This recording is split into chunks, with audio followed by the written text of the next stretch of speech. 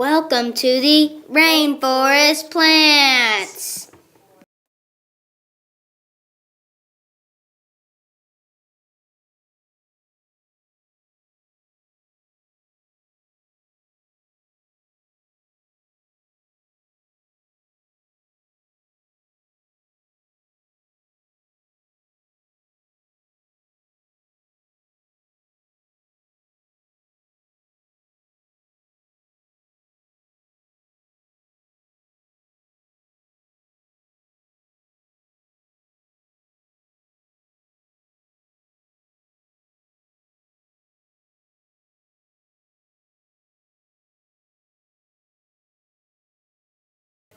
Now we're learning about the Bengal bamboo.